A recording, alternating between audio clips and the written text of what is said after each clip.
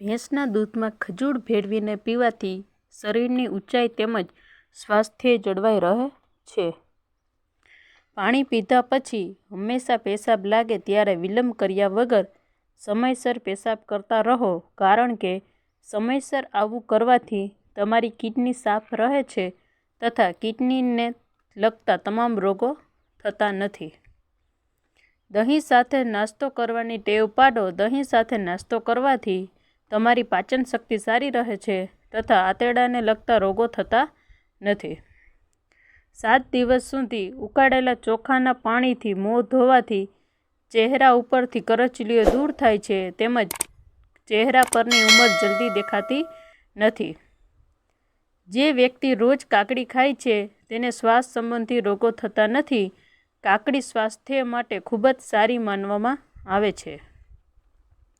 ઈસબગુલની છાલને દૂધ સાથે પીવાથી હૃદયને શક્તિ મળે છે તેમજ હૃદયને લગતા રોગો પણ દૂર થાય છે. વધારે પડતું કાજુનું સેવન ફાયદા કરતાં નુકસાન વધુ કરે છે. પાચન શક્તિ સારી કરવા માટે અઠવાડિયામાં એકાદ વાર શેરડીનો રસ જરૂરથી પીવો જોઈએ.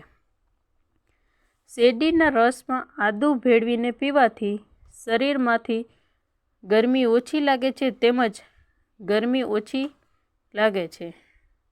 ગુલાબના અંકમાં પાણી ભેળવીને પીવાથી ચહેરા યુવાન રહે છે તેમજ ચહેરા પર કરચલીઓ જલ્દી થતી નથી.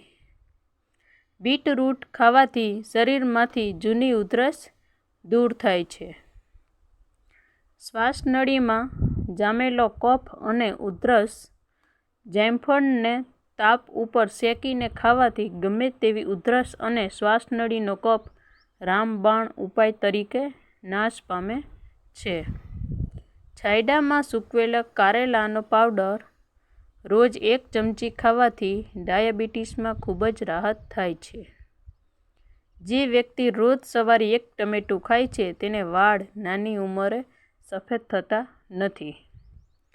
ક્યારે પણ ખજૂર ખાધા પછી તરત જ પાણી ન પીવું જોઈએ, તે નુકસાનકારક છે. ક્યારેય પણ કેળા ખાધા પછી તરત જ પાણી ન પીવું જોઈએ, તે પેટમાં પાર ઉત્પન્ન કરે છે અને પાચન ક્રિયાને નબળી પાડે છે. ઉનાળાના સમયમાં રાત્રે દૂધ ન પીવું જોઈએ, જે વાયુ ઉત્પન્ન કરે છે અને પેટની સમસ્યા ઉત્પન્ન કરે છે.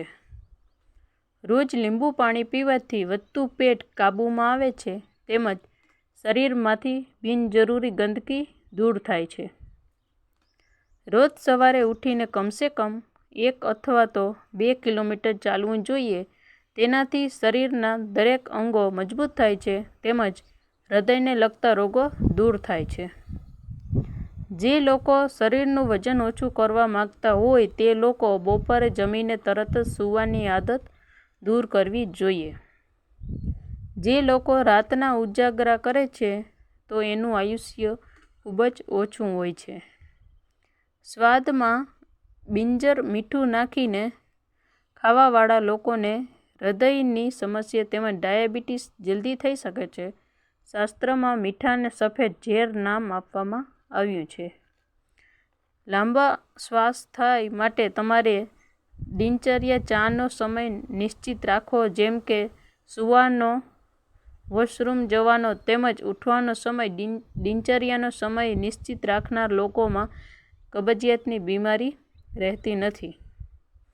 જે લોકોને કબજિયાત રહેતી હોય તેમને નિયમિત રીતે રૂ તેમજ પાણીનું પુષ્કળ પ્રમાણમાં સેવન કરવું જોઈએ.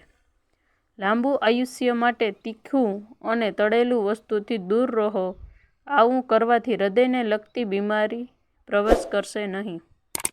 રોજ અડધો કલાક અથવા તો કલાક નિયમિત રીતે કસરત કરો. આવું કરવાથી તમારા શરીરમાં ઊર્જા જળવાઈ રહે તેમજ સામાન્ય રોગો દૂર રહેશે. તમે ભલે ગમે તેટલા ટેન્શનમાં હો પણ મૂડને હંમેશા સારું રાખો, ચહેરો હસતો રાખો.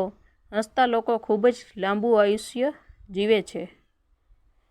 બિનજરૂરી વ્યસનથી દૂર રહો. જો તમે વ્યસન કરતા હોવ તો ધીરે ધીરે વ્યસનમાંથી બહાર આવવાની કોશિશ કરો. બિનજરૂરી ક્રોધ કરવાનું ટાળો. ક્રોધ કરનાર વ્યક્તિનું શરીર પોતાને જ ખાય છે.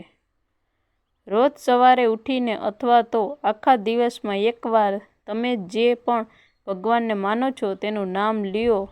આવું કરવાથી આપણે ભવિષ્યમાં આવનારી તમામ સમસ્યાઓ દૂર થશે તેમજ પોઝિટિવ ઉર્જા તમારા શરીરમાં જળવાઈ રહે છે. ઓશિકા વગર સૂવાથી કમરનો દુખાવો ઓછો થાય છે અને કરોડરજ્જુ મજબૂત બને છે. ઓછું બોલતા હોય તે વ્યક્તિને મગજ તેજ હોય છે. ખુલ્લા પગે વધુ ચાલવાથી તમારા તળિયા મજબૂત રહે છે. લસણના રસમાં મીઠું ભેળવીને પીવાથી પેટનો દુખાવો મટે છે. જો તમે તમારા હૃદયને મજબૂત કરવા માંગો છો તો દરરોજ સફરજન ખાઓ. ચાલતા પહેલાં થોડું હૂંફાળું પાણી પીવો. તમે ક્યારેય નબળાઈ અનુભવતા નથી.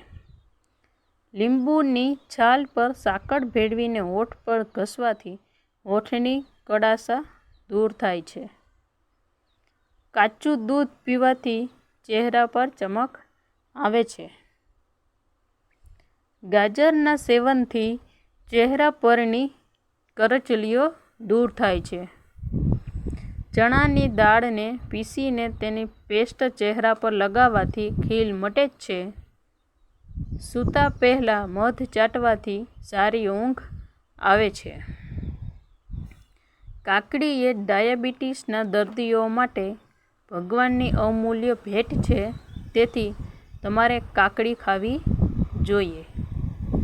અનાનસનો રસ પીવાથી હૃદય અને મગજ મજબૂત થાય છે અને વજન પણ ઘટે છે.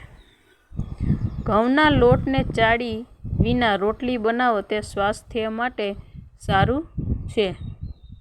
બીટરૂટનો રસ પીવાથી તમારો રંગ ક્યારેય કાળો નહીં થાય અને તમારો ચહેરો હંમેશા ચમકતો રહેશે. સવારનો નાસ્તો ભરપેટ કરો. બપોરનું ભોજન સવારના નાસ્તા કરતાં અડધું ઓછું કરો અને રાત્રિનું ભોજન ભૂખથી થોડું ઓછું કરો. તે સ્વાસ્થ્ય માટે ખૂબ જ ફાયદાકારક છે. જે મહિલાઓને પેટ ખૂબ વધી રહ્યું છે તેમણે લસણના રસથી પેટની માલિશ કરવી જોઈએ.